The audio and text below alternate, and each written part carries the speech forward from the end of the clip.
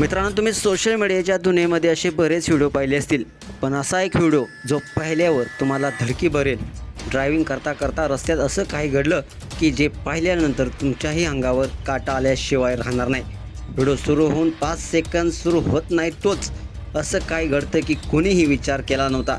कितीही अनुभवी ड्रायव्हर असला तरी घाटात गाडी चालवणं म्हणजे रिस्क आलीच. कधी कोणतं वळण येईल आणि थेट गाडी तरी याचा कधी नेम नसतो. त्यामुळे घाटात गाडी सावकाश चालवण्याचा सल्ला दिला जात असतो. तसेच मोठ्या गाड्यापासून शक्य तितकं लांब राहून रायडिंग करा, कारण एखाद्या गाडीचा ब्रेक जरी फेल झाला तर तुमची खरंच पंचायत होऊन जाते.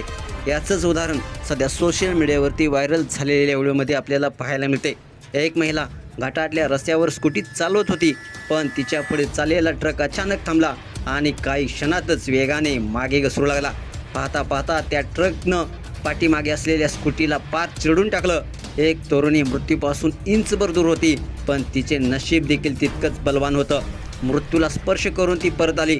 व्हायरल झालेल्या व्हिडिओमध्ये एक मुलगी अगदी मृत्यूच्या दारात उभी होती, पण म्हणतात ना, काल आला होता पण वेळ नाही.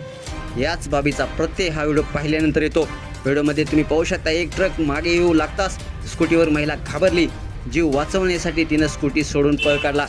काही क्षणातच ट्रकनं स्कूटीला चिरडत पुढे धाव घेतली आणि थेट एका झाडाला जाऊन हा ट्रक आदळला. ही घटना मात्र कुठे घडली हे मात्र समोर आले नाही, पण हा अपघात पाहताना मात्र भयंकर वाटतोय.